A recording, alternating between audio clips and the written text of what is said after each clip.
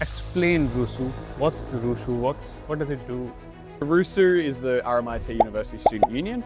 A student union basically, in the shortest terms, represents the students. It's the student representative body at the university. We're independent of the university is a really important thing about RUSU and a few other student unions. Those are some of the big ones, but some of the more fun stuff is, the parties and things. Thursdays.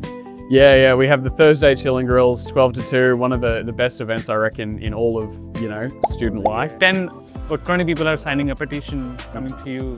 Yeah. What happens next? If you come with, 20 people, you say, this thing's messed up, this needs to be fixed, you can bring that to us and we can bring it to, the college head. When we talk about big policy change things, that's where it can be different. That's where you can get into positions where you sometimes feel like you're talking to a brick wall. What are the things that you don't miss? It's a very all-consuming job. It's a job where, you'd spend something like 60 to 80 hours a week doing it. What we were seeing, and I didn't know it was an issue, right, until I had been talking to a Muslim student who had told me that, they had classes after the prayer space closed. Does student feedback actually change anything?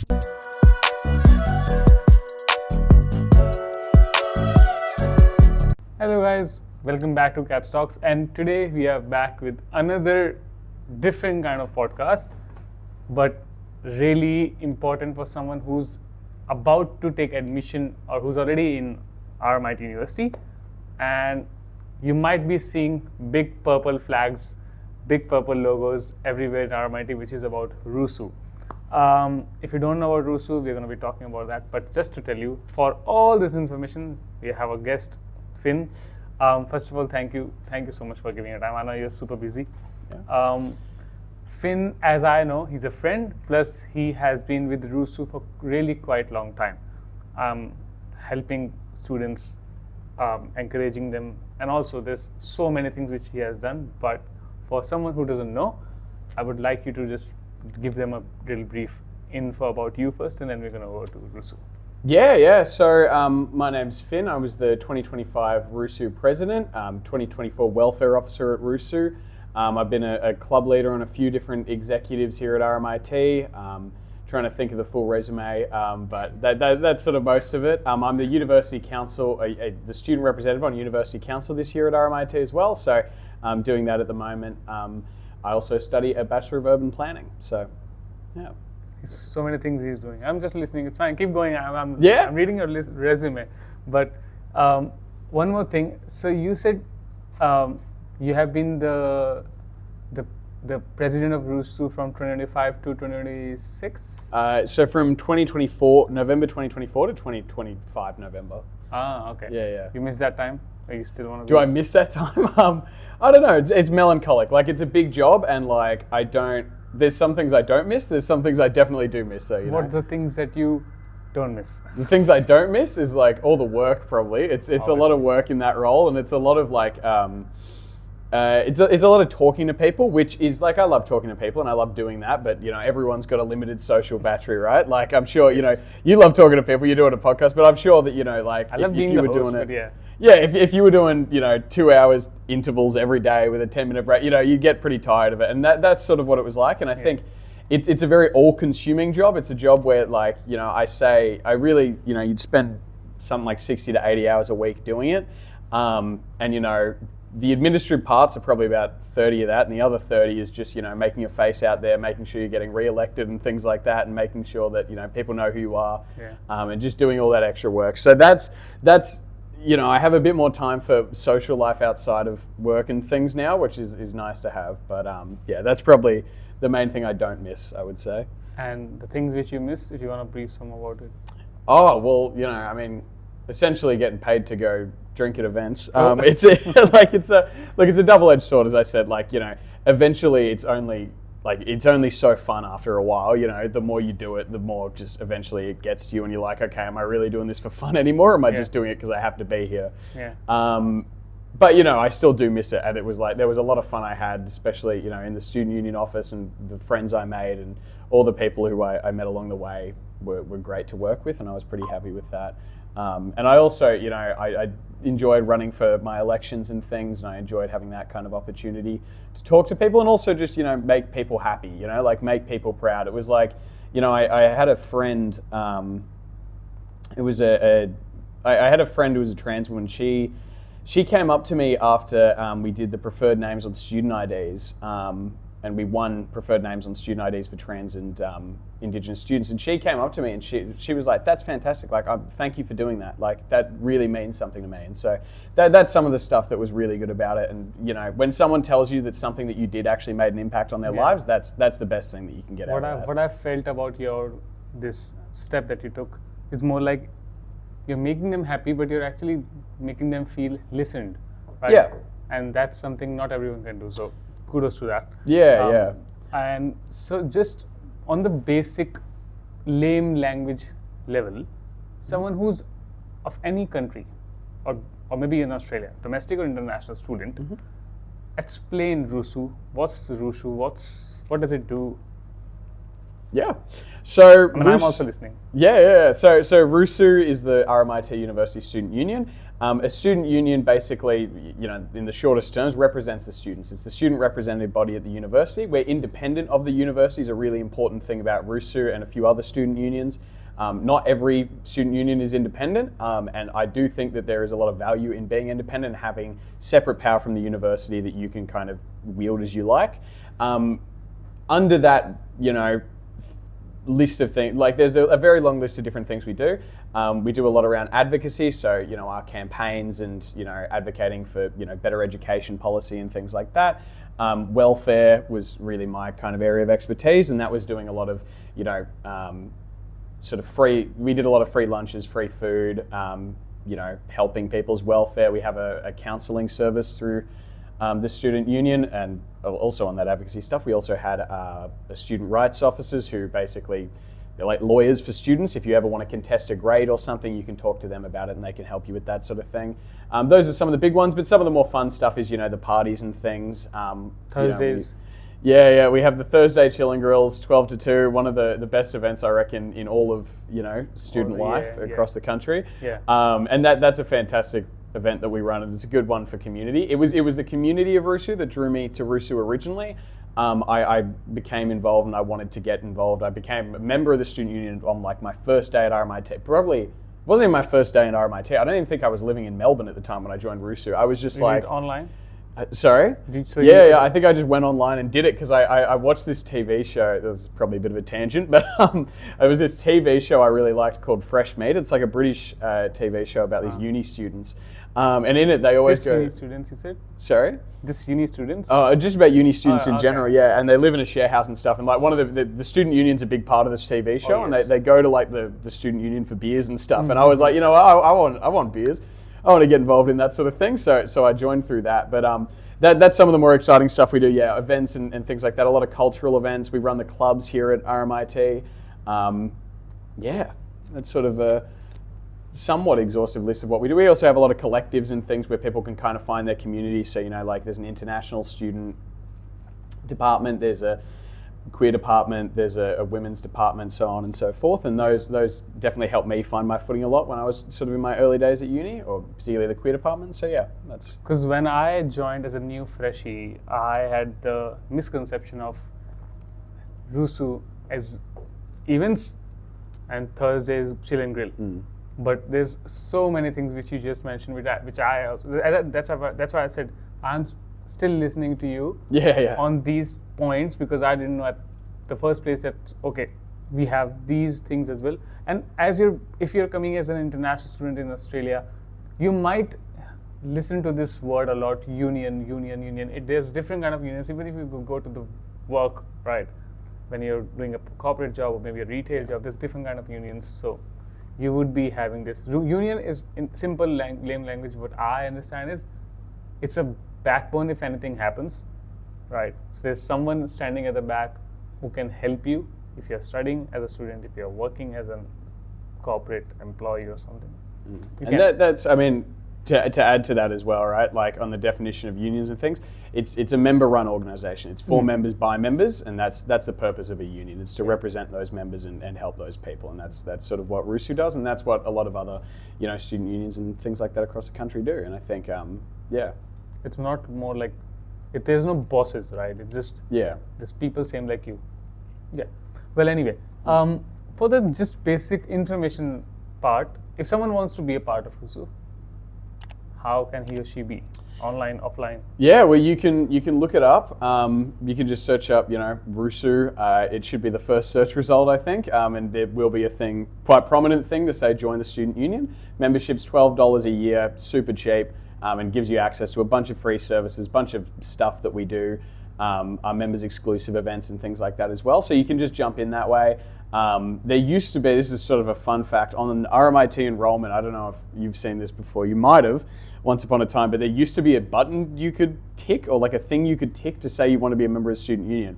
The really funny thing about that tick box is that, it didn't actually do anything. And when I became president of RUSU, it basically came up and they were like, yeah, there's this button that just does nothing, like on the enrollment page. It's just there. Because we didn't receive the data from it.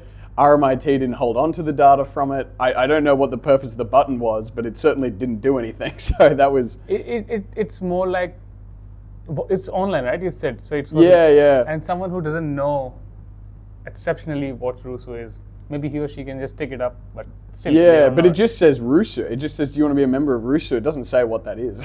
That was there should be more explanation. Yeah. As a president, have you changed it?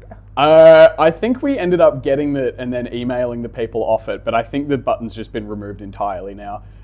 It was a bit confusing because people would always be like, oh, I'm a member of RUSU, but they wouldn't actually be. They just tick the box. Yeah. So you had to qualify that. But the other way you can join RUSU as well, you can go up to one of the desks around campus. I think Building 12 and Building 57. I forget what the ones on the outer campuses are, so sorry to the outer campus people for that. But you can just go to them as well. I think at the Building 12 office you can pay through cash potentially, I forget. But I think you can do cash memberships at one of those. So. And obviously on the 0 week and different events, there are people, members of RUSU, who are having the stalls, and then you can go and talk to them and then they can help you out. Yeah, always pitching. Yeah, all simple. And someone who's ambivert or someone who's shy, RUSU is a really great umbrella or a shelter to make more friends and have, I would say, better connections, even if it's professionally or in a friendly way. Yes or no? Yeah, no, 100%. Look, like I moved to Melbourne for uni in 2022, and RUSU was where I found my people. It's where I found, the community that I was embraced with on campus. I went to, these members drinks events every week. I loved them. It was my favorite event. And, every Thursday I knew I could get, the free drinks or whatever.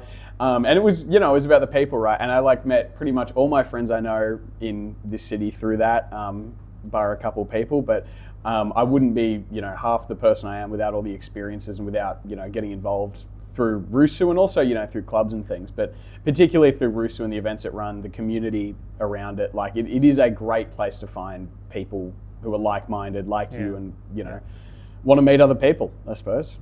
And obviously enjoying the huge number of events, and that's just nothing of the actual numbers, right? Yeah. There's so many of them. Yeah. Okay, coming on the questions. Most RMIT students know the same RUSU. The name of the thing RUSU, but very few actually know about what it is. So you have explained what's RUSU, makes sense. Why should students actually care about to join? I mean, in simple words, you have already mentioned it, but if you want to add some more. Yeah, look, I haven't done one of these pitches in a bit, so it leaves my head a bit. But look, you get a ton of benefits from being a member of RUSU. Just some of the stuff is obviously access to all our services and support stuff, all that sort of thing. But as well, you get access to all our events. We do giveaways and things as well, so that's always an exciting reason to join. And the best part about it, it's $12 for the whole year, right? There's always at least 2 parties which you can only go to as a member, and if you are a member of RUSU, you get free tickets to go to them. So what I tell people and what I would always learn to say is when you're out at O Week and you're running the RUSU stall, there's an event we do called Welcome Bash, one of the biggest events of the year. We get 2,000 to 3,000 people come to it. It's massive, and that's completely free if you're a member. All you have to do is turn up and walk in.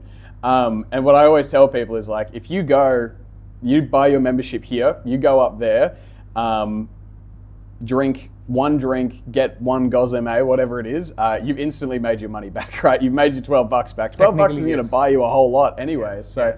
That's one of the big sort of reasons to, I guess, get involved and join. Some other stuff, Real Foods Canteen, which opened up this year. I was not, unfortunately I wasn't there to unveil it, but I did work on it last year, and that's a really exciting one where you can get some, every meal's under $5. That's a huge one that we've been doing. And yeah, those are some of the great reasons. You also get a bunch of free merch when you join, so make sure you come by the stall if you do want to join the student union. That's some of it. But yeah, you can basically just walk up, do your membership, you can spin a wheel, win a prize, and you get a free tote bag. I always love, my favorite thing when I was RUSU president is like, you'd be on the tram or something, you see someone with a tote bag, and it's like, that's me. I'm the RUSU president. They've got my tote bag. Oh, okay. You feel proud. Yeah. It's funny. It's like they don't know that they're on the tram with the RUSU president. And that's how you're sitting like this. Okay. Yeah. Okay, your journey. Let's talk on this. How did you go from being an ordinary student to becoming an RUSU president? Yeah. So it's sort of. Sorry to cut you out. I want your answer, but I also want the planogram as someone who's thinking too. Yeah. Look. I joined RUSU pretty much as soon as I was at university. Unfortunately, I couldn't make it to the first couple events of the year. My first event was a boat party event that we did, where I had turned 18 like 2 days prior. And so I missed sort of the start of it. I remember being really bummed, and I'm like, I missed everything. It wasn't over. I ended up going. I ended up meeting a bunch of people. I became good friends with a few different office bearers at the time and people who were involved in RUSU. So people like the general secretary and president at the time, the women's officer at the time. I got quite close with those three people in particular. I also got involved through a couple clubs. I was involved in. I was president of one club, and sort of. I never really wanted to get super involved in RUSU myself. Initially, in my first year, I actually said I didn't want to run, and I tried to turn it down, but then they made me run for an NUS delegate. So I did that, but look, it's all about just making connections. It's about being involved, right? As it is with any kind of job or any role in the world, the best way to get there is through networking. You just got to meet people who are already kind of there, talk to people in the student union, office bearers, leaders, and people who you respect and people who would have respect for you, and learn how they sort of approach that, and network with them, become their friend, and they might just ask you one day if you want to run. And that was sort of my experience. It was also just volunteering. Like, volunteering is a huge part of it. If you can show that you're willing to put in time and effort for the student union in that sense, then you're going to be in a much better position if you want to do something like that in the future. And so volunteering, get involved in a club, things like that are probably the easiest way to do that. And I was a club president for 2 years. I was a club secretary as well. And yeah, all those kind of came together, and eventually, they asked me if I wanted to run for welfare officer in 2023, and I did that. And then, after that, I ended up running for president. So it's a long journey. Yeah. That's a very abridged version. This all takes place over 4 years, so it's quite, there's certainly a long version to it all. I mean, especially for people who are, you said you're doing bachelor's of urban planning, right? Yeah. Compared to someone it's out of thought.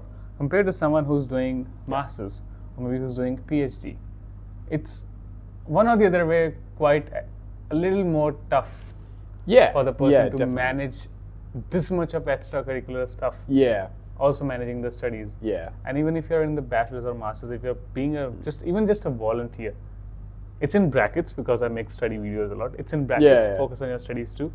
Not just totally going into one thing. It's not just about RUSU, in anything. If you can maintain the balance, then it's fine, right? Yeah.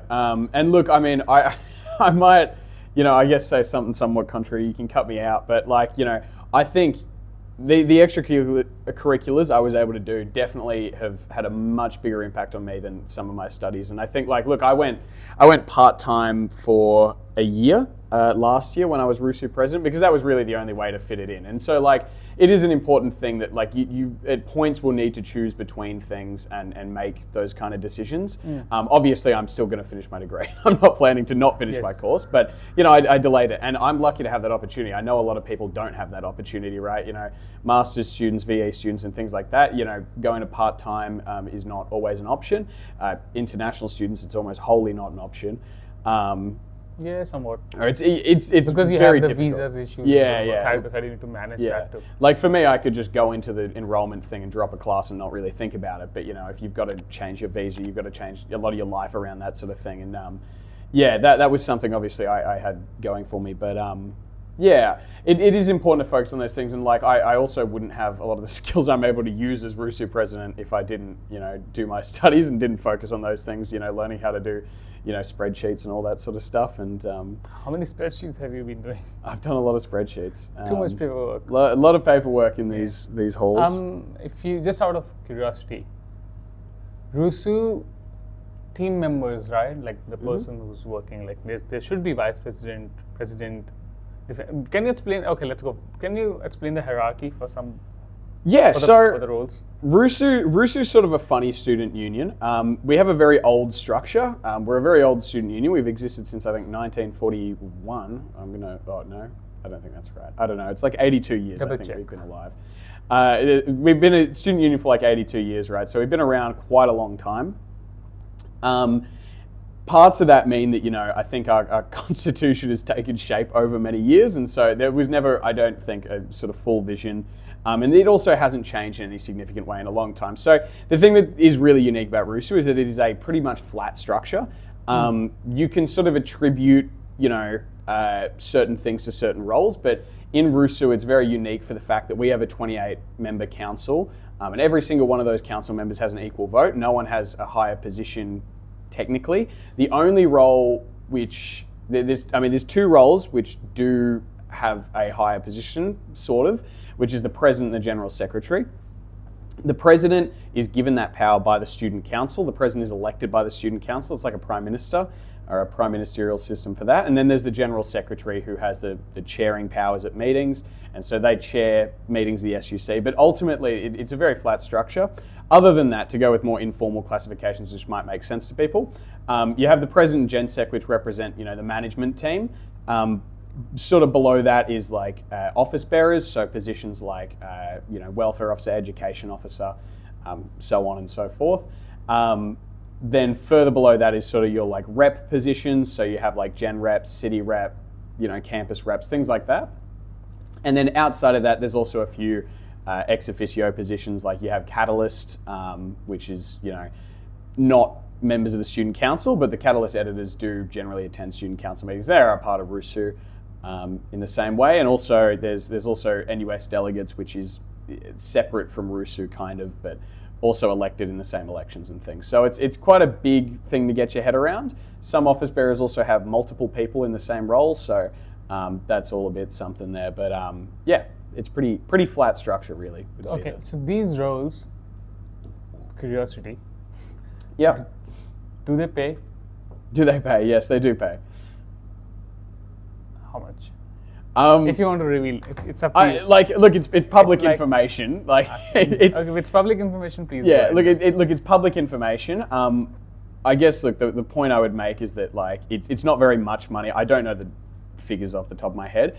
I can tell you what I made as president because I do remember that. I think president was just under $40,000 a year. But like as I said, kind of that's with the context that it's a full-time job and it is a very expansive role. It's effective, like it is below minimum wage for what you're doing. Like it's when that honorarium was set was about 3 or 4 years ago, I think, or maybe longer than that. I think 5 years ago, actually, maybe. It was set to be minimum wage. A full-time minimum wage was the idea, but since then, because of inflation, it's just kind of slightly gone backwards. Yes. And it doesn't increase with inflation naturally. So right now, like it's below minimum wage for what you're doing. You're generally going to be doing more work. It is a volunteer role, so you're not being tracked for your hours and things like that. But as president and general secretary, you are running a $6-7 million organization.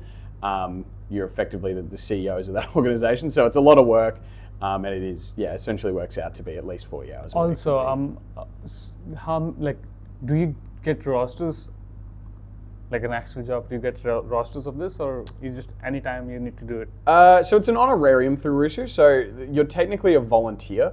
It's just the way that it works for all kind of board members and things, is that you're not paid, a salary or anything like that. You're just paid some amount per week, Yeah. because you're not an employee, you are a board member and a director of the company or the organization, and so you're essentially just paid that kind of as a thing. So I it's guess. the money looks like more like a thank you or more like a gift. that Yeah, you're helping us. So. yeah. It's not really in exchange. I mean, the expectation is that they come to council meetings and they do their due diligence in the governance of the student union, but it's not necessarily that you get a timesheet or anything like that. No. Makes sense. Yeah, Okay. and I mean, I will say to that as well. Look, like you certainly couldn't have another job while doing the job of many of these roles. Like I did. I couldn't have done another job while I was president. When I was welfare officer, I used to work like 2 days a week at Woolies, but they are quite big roles. So that's sort of the reasoning for that. Because otherwise, no one would be able to do it. Like, Makes sense. But you need, at least Yeah. you have said it here. So Yeah. the person who's watching, they will be having this mindset at least upfront ready. Yeah. If they be a member or if they be Yeah. president or welfare officer, Yeah. they have these figures and the numbers in mind already. So Yeah. that's a good point to put up. From your experience, what are the biggest issues RMIT students face today? Being a RUSU member, being a What are the RUSU president, biggest I would issues? say. Yeah, look, I mean, like the issues that students face, I think they're the issues that really a lot of people are facing right now. It's things like the cost of living is probably the biggest one. But for some more student-specific stuff, I think, academic, there's issues in our academic systems which need to be worked on.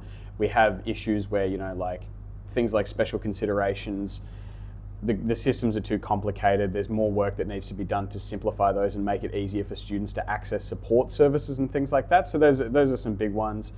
I think a big part, to maybe go a bit off script on that as well a little, like I said cost of living, and I think that's a big thing as well, but also community. I think there is a want from a lot of people to find community at university, and a lot of people don't find that, I think. And you talk to so many people who've left university or whatever, or they don't, really do student life stuff. And like people will just be like, oh, well, I didn't really meet anyone at uni. I just kind of stayed, did my own thing and stuff. Yeah. And it's like, I think the thing is you need to get out there, right? You need to actively make an effort to do that, but we also need to make it so that people can do that. And part of that is through cost of living. Also just making events cheaper, right? Like if you have a cheap, like a free beer, right? If I'm choosing between, food and beer, and the beer's now free, great. I can have food and beer. So that's sort of a thing. Why not? Or potentially you could even have free food and free beer. And that's sort of the thing with RUSU, I think. And that's some of the stuff that I think is really important. But yeah, building community on campus, I think. Behind the scenes, you would huge. be having budget sheets, right? Obviously. So Yep. RUSU would be, I'm not sure, RUSU would be getting a certain budget to do these events Yep. from RMIT, right? Yeah, sort of. So RUSU gets its funding through a thing called the Student Services and Amenities Fee. The Student Services and Amenities Fee, it's the $200 odd you pay per semester that you're studying, which you might have, I think I put mine all on HEX, but yeah, most people would probably recognize that as That's just the around fee they right, pay at the start of the year. And basically the purpose of that is that it's meant to pay for student services and things like that. So it's a separate bucket from what the university just gets access to under like general funding and general from your student fees and things. They have to spend that $200 or whatever. They have to spend it on students. They have to spend it on things. One of the things that's changed so RUSU gets a certain amount of that money. I don't know the figures off the top of my head. In my year it was about, I think, 32 to 34% of those funds came through to us. The government's actually mandated that it now goes to 40% as a minimum, so all student unions will now be getting 40% SAF, which for us represents an extra $2-3 million a year, so it's a massive change. Going back to some history, in the 90s and 2000s, student unions used to be a lot bigger. We used to have a lot more power, used to have a lot more money, because we had compulsory student unionism, which meant that if you came to university, you had to be a member of the student union. So everyone would pay those fees, and so student unions were massive. There used to be a RUSU for every single campus. There used to be a RUSU TAFE, there used to be a RUSU City, there used to be a RUSU Bandura, all separate. Then in, I think it was 2007, that funding was cut off. Voluntary student unionism was introduced, which meant that you no longer had to be a member of your student union. And because of that, most of the organizations folded. So RUSU is one of the only ones that actually stood the test of time and has withstood that period. Some that, fell apart in that time was like places like, the UniMelb Student Union at the time was RUSU. They fell apart for that reason. There was also, I think the Latrobe Student Union had some growing pains there. The Deakin Student Union, a lot of different student unions fell apart because they had no money.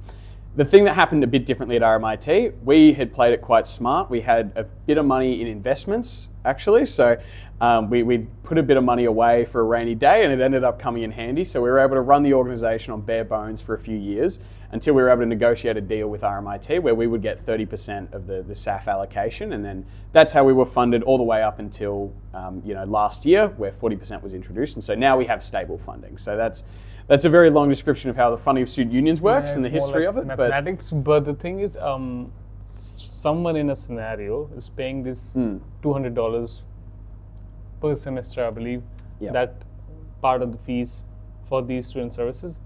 And if he or she does not want to be a part of RUSU, what do you think this $200 goes to? Because those are getting used to make events and other stuff. But it's on you. You are not going to attend those events. So I mean, what I would say is, to get the most out of your SAF, definitely join RUSU, right? That's the way to do it. But a lot of stuff is not funded by, some stuff basically isn't funded by SAF. The stuff that's funded by SAF, anyone can access that, right? So a lot of RUSU stuff is also accessible to anyone. That's things like our student rights service, like our, welfare and counselling services and things like that. That's all stuff that you can access just as any old student, and you can walk in and you can, do that as much as you like. Same thing goes for, RMIT's, legal services and some of their free food stuff, some of their orientation things. That's sort of where that money goes into. Really, the way to get the most out of it is to join a club, get involved in student communities, and even just use the services that exist around campus. There's a lot of different things that you can get at campus, so you may as well use as much as you can and get your money back. And I think the idea is that RUSU is able to spend it a lot more efficiently. If you came to me with whatever 40% of 200 is, I don't know. Let's say like $60, whatever it is, I don't know. Tell me, if you came to me with $60, right? And you were like, run me an event, or get me a free lunch or whatever, right? I could get you a free lunch maybe 6 times potentially, $10. That's quite optimistic. But when you're able to pool all that money together, it's economies of scale, right? RUSU has a budget of $6 million odd. With $6 million now, we have that access to the economies of scale. We can do things on a broader level. We can, spend our money more efficiently. We can get better bang for your buck than you would otherwise, is essentially what I would say. And we're able to use that to run lots of free stuff. And a lot of people don't even realize they have access to RUSU service, is what I would say. People don't even realize it, but things like when you get a free breakfast when you're walking around campus, that's us, we're doing that. You get a free bacon and egg sandwich out the front of Building 57, that's actually RUSU doing that. And you wouldn't believe the amount of people who don't realize that's us until you go, that's us. So that's sort of some of it, but And I believe when you will be the part of RMIT, you will eventually know it, but to know it beforehand, that's why we are making this podcast anyway. So students' voice, let's talk on this. Many students think universities don't listen to them. Okay, that's a perception. Does student feedback actually change anything, because you have been listening to these students' feedbacks? And how do you take these feedbacks to university, and then you talk to them and well, that's the issue, solve it? Do you think that makes any changes? Okay, now you're smiling. I think, look, it really depends on the thing. There will. Let's give you an example. Let's make it easy. I'm doing an assignment and I don't want to do it. I literally I'm trying my really hard best, but I can't do that. And I've told the lecturer I'm not able to do it. And there's more students like me. Same lecturer, same teachers, not the teacher, same lecturer, means same class. And it's not even required, degree-wise. 10 or 20 people are signing a petition, coming to you. What happens next? Look, I guess I'll say some places where it does work, right? And in courses is generally a place it does actually really work. If you come with 20 people, you say this thing's messed up, this needs to be fixed, you can bring that to us and we can bring it to the college heads, we can bring it to the school heads, we can bring it to whoever it's relevant to, and we will do that as much as we can, as much of the time. I will say those course experience surveys you get at the end of each semester or whatever, RMIT does actually listen to them. So like, I've had a lot of conversations with people in RMIT leadership who will be like, why does no one fill out these surveys? And I'm like, well, it's because people don't think you listen to them. And they're like, oh, but like we do listen to them, but people just don't believe it. So like, I couldn't tell you why people don't believe it. I think, the reason is that people don't really see the change immediately and they want to see immediate change. But it does come, and they do listen to those sort of things, especially on those smaller scales of like, if you're saying this assessment's messed up and like 20 other people are like, what the hell is this thing? Then like, you could definitely make the case for that and definitely get there. When we talk about big policy change things, that's where it can be different. That's where you can get into positions where you sometimes feel like you're talking to a brick wall, but ultimately, like I've had a very good working relationship with RMIT, and I've been able to get a lot done through that. And some of the advocacy stuff that I was able to do. Some other big things that we got was things like standardized submission times in VE this year. Through the last couple of years, we've been working on the assessment and assessment flexibility policy suite, and I think that we are being listened to in that sense. Funding was an area where I think we always struggled to get be listened to. Money. Money talks, right? And so we often had a lot of times where we were really tight on money, and that's one of the big benefits of the changes that the government's made, where we get a 40% minimum now. We have that stability, so we don't need to go every year begging for more money and saying, please, we need more money to run things. But yeah, that was one where we've had a lot of issues, and in the past, we've had years where we've had to make big budget cuts and things like that. But yeah, it's really a mixed bag. Except funding. Okay, assignments and academics, there's something you actually win. Funding is where you struggle. Anywhere which you actually lost yourself. Okay, now the RMIT is not listening. There would be. I don't want to talk too much, like, That is fine. I don't want to talk too much back. I think I don't want this podcast to go down because of RMIT. I don't think they will do that. But look. I think one of the things that I really pushed for last year, and I was really annoyed I wasn't able to get further on, was extending prayer space hours. It's a really big passion of mine, and one that I really wanted to take on as being a key sort of thing, because what we were seeing, and I didn't know it was an issue, right, until I had been talking to a Muslim student who had told me that, they had classes after the prayer space closed, right? And there is a huge prayer building, right? There is a building which RUSU spent, 5 odd years campaigning for, trying to get built. Brand new building, right? And it closes at 6 or something, right? Before prayers finish for the day, before 2 of the prayer sessions, I forget the exact names and times and things, but it was basically pointless. And what you would have is that, we're right where we're sitting right now is, basically 50 meters from that prayer space. But, I would be going around my office on this level, and I'd be seeing people, praying in hallways and stuff, and praying in staircases. And you just go, well, we built this huge building for it. Why don't we just let them use the building? And we had this constant back and forth about that, where I never felt I particularly got anywhere. But it was what it was, and I think we'll continue to try and push for that and try to make it so that it works for students, because really, again, there's no point in paying a bunch of money for something that we're not using. But I guess on the flip side of that, on property as well, we took over a couple different buildings when I was president. We took over, I forget the name of the one in Bundoora, but it's called the Spine, I believe.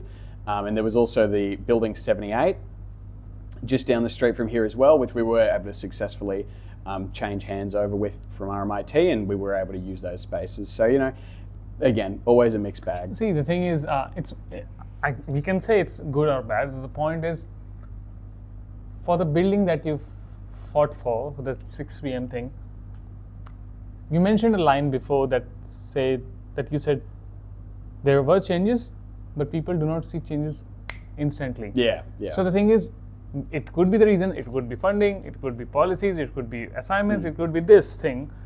But if Finn or the president of RUSU has put up a point, it's going to take some time, and it's depending on the depth of the point. Till that gets solved, you're going to get passed. You're going to be finished with your studies. Yeah. So the next next enrollment would be able to see those Yeah, things, and yeah. when they will be coming as a freshie, Yeah. they never knew, okay, Finn was a person who was fighting for this building which we are sitting Yeah. in right now, and he was the reason. Okay, he's just a normal guy. That's what. So It's, yeah, it's a very common thing, Yeah, right? it's a- Is that you almost never will see the fruits of what you actually did in Yeah. your term, because it was stuff that, you're mostly taking on things and finishing projects, because, really a year is not that much time, especially to make a big change. And that's why, it is a huge boon to us that we've had, the team that I ran with together has been in leading the student union for quite some time. And the massive benefit of that is that those projects can carry over, and you can start something and then it grows into another thing, and then it grows and grows and grows until eventually we get there. And that building was a great example of that. Even if it does close early, it was 6 years of campaigning or something, and we finally got it. And I'm sure that the students are much better off. And I can think of things which a lot of students would probably not think were any different a number of years ago that are here now, and I'm proud that I was able to do those things. So yeah. I mean, we can use it. So if you are someone who has seen Finn putting extra effort for you guys, say thank you in the comment section for him. Because he's the reason who have been, could be this building, could be this wall, you never know, but there's someone who's put some effort. Okay, you have the energy to answer more questions, that's fine. Oh, yeah, go for it. Okay, clubs and society, student life. Yeah. How important is it for joining these clubs and societies, and can they actually improve someone's university experience? I mean, the answer should be yes for this, being honest, but how important is it for a freshie to join these clubs? Not just RUSU, because RUSU had different clubs as well. Yeah. Because RUSU is a whole union and there's different clubs, if you want to name them and then... Yeah. Look, I think, absolutely, right? To get the most out of your student life and to get the most out of your time at university, you should join a club. It is the simplest thing you can do to make a big difference in your, career and in your time at university, right? You've got academic clubs which offer you a great outlet. If you're in any kind of, what did you study? What was your course? I was in School of Design. I did my master's in animation and games and interactivity, and I'm finished with the studies almost 2 years ago. Yeah. I'm still coming to university to make more podcasts. But was there a club for you to join as in there was design? a designing club, I believe, if I'm correct. There's an art clubs for different animations and stuff. Yeah. But being honest, I want to put that point because I used to live really far away in the north side. Yeah. And that can be a reason for someone who's living really far. Yeah. Cannot join the volunteering part and the things, because I knew about RUSU. I've been in RUSU events. I was a member, not a member. I was a volunteer, not a volunteer. I was a whatever it is, member or whatever.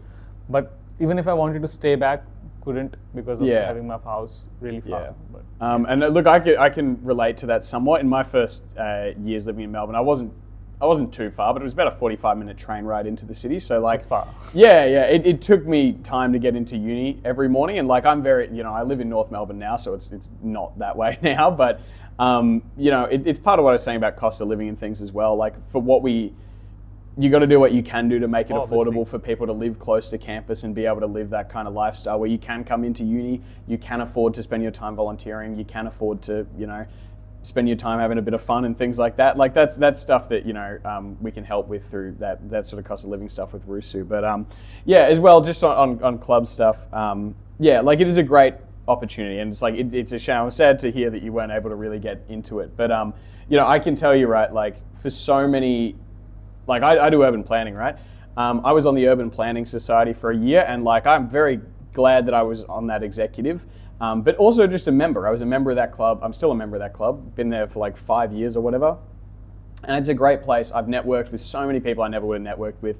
So many, urban planners and people senior in my field that I never would have interacted with. But, by going to careers nights and, having those experiences and ability to meet people, I'm sure that's going to help my career massively, And that goes for nearly every academic club at RMIT. There are so many academic clubs at RMIT. There is almost something for everyone. And like, if you can get involved, if you can spend a bit of time, go into just one of their events even, I think you'll get a lot out of it, would be my view. But also, there's the fun aspect of it. It's a great way to meet friends, meet like-minded people. That was one of the things that was really great for me about joining clubs, is that I was able to meet people who were similar to me and had similar interests to me. And kind of had a pretty easy thing to bond about over that. So, I was about to ask the advice, but you already said it already. That's your advice.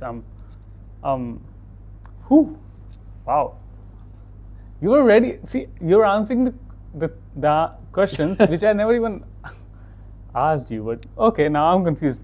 Last thing, let's go with that. If a new student is watching this podcast, what's the one message that you would want them to remember? It could be about RMIT, it could be about RUSU, it could be anything. You have seen so many things. You've been a freshie, you've been a president, you've been a member of different societies, I believe. You've been working. And there's one thing which you didn't mention. You're a board member of something that you mentioned. Yeah, I'm on the university council. If you want a podcast on this, let me know. Yeah. Sorry, I just wanted to say that. Yeah. I've spent a lot of time, I think, as I kind of get towards the end of my time at uni, and like, this is certainly, I'm getting to the end of my time at uni, but I'm also getting to the end of my time as kind of active in uni at the moment. And like, obviously I'm not going to be ever as active as I was when I was president and things. So I think I've done a lot of thinking about these things. And I guess, look, if I'm going to say anything, it's like, look, stop and smell the roses is like the best advice I think I could give. That's quite flowery and nice sounding. Yes. It's like, there is no point rushing through it and trying to, do everything, but like, just enjoy it while you're here. Like, you only get this experience once in your life, and you should make the most out of that experience, So volunteer, do that thing, go to that event. Your friend asks you to come to the club at like, 10 p.m. on a Monday. You say, sure, man, like, maybe you'll regret it, but maybe you won't. Maybe you'll enjoy it, and like, just enjoy it. Talk to your tutors, learn from your lecturers and tutors is a good one as well, and just enjoy having access to all the resources you get access to out of being a university student and being a part of the campus. So, yeah, I hope that makes sense. Yeah, it does. Well, thank you, because you actually answered all the questions really well. I learned so much, and I know and I can understand that he's a super busy guy. Okay, this is a part which I didn't show you. It's up to you if you want to answer. Rapid fire. Oh, okay. All right, okay. Rapid fire. Okay. Let's do it. With the president of RUSU, we are having this rapid fire round. Let's start. RMIT in one word. City. I shouldn't say that. You can rethink it. I don't think the Bandura students will like me for that one. Okay. Any other word that you want to choose? RMIT city as a whole. City. All right, city. Yeah. Okay. Best place to study on campus. Ooh. Building 13 in the study nooks in Building 13. I don't quite know how to describe it. They're kind of weird. Best RUSU event. Members drinks. When does it happen? Every so often on a Thursday night. Coffee or energy drink during meetings? During meetings? Probably coffee if I'm in a meeting. Most underrated RMIT service that people don't know about? Ooh, that's a good one. I don't know. Let's say... Well, I'll keep spreading it around because I don't think it's gotten too busy yet. So Real Foods Canteen. Real Foods had a massive makeover, and now Real Food, everything's under $5. It's a great deal. You can get a bunch of free, it looks like he's promoting. Food. I am promoting, but yeah, I can't really think of anything else. I don't know any real services I don't think people really use. Student advocacy and student rights services. I think a lot of people just cop bad grades when they get them. It's like you might actually have recourse. So yeah, if I would be answering this, I would say psychological sessions. The free psychological sessions that you get, you can actually take them. Clubs or classes? Clubs. Okay, I knew it. Yeah. One thing every first year student should do. Ooh.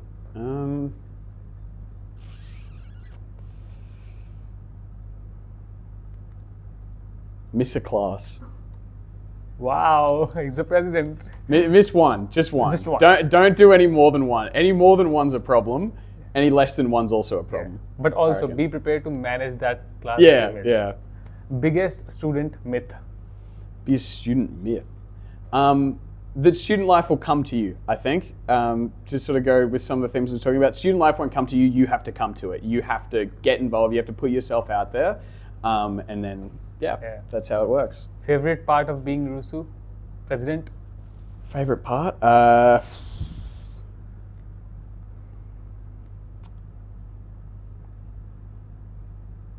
Planning events. I thought you would say coming on your podcast, but anyway. Coming on the podcast. Planning events, yes. One word to describe RUSU. One word? Good. Good. What about fantastic? Nah, that's not very good. Amazing. Amazing. Yeah. Student. There you go. Think about it. It makes sense. Makes sense. I reckon. You need to deep dive. Yeah. Think about it. Really, thank you so much. You answered all the questions and I learned so much. And it was really pleasure to have you. Really No pleasure worries. to have Good the to RUSU chat. president in front of me as a guest. And if you're coming here, if you see Finn, just grab him, give him a hug because he has done so much for the students. And if you see a president of RUSU or maybe your university's union, he or she is actually putting so much effort for you guys, and they're all other members as well. So be grateful, say thank you to them, hug Finn again. Not about hug, but you can say hi. Hi. No, I'm just joking. So yeah, this Caps with Finn. Pleasure to have you, and Great to be on. You can log in and join RUSU from the link that I can give in the description. Yeah. And you can also ask any questions if they have on that. So Awesome. see you. And subscribe to See ya. this channel for more videos and more podcasts.